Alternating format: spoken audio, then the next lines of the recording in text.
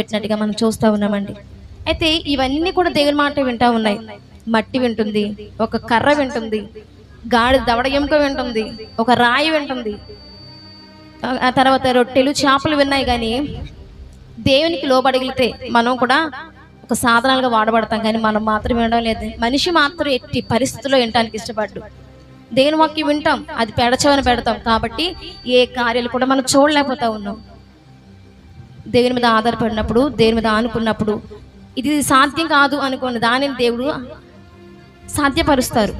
దానిని గొప్ప కార్యంగా ఆయన మన జీవితంలో ఆయన నెరవేరుస్తారు. కాబట్టి మనిషి మాత్రం ఎట్టి పరిస్థితులు వినడానికి ఇష్టపడ్డు.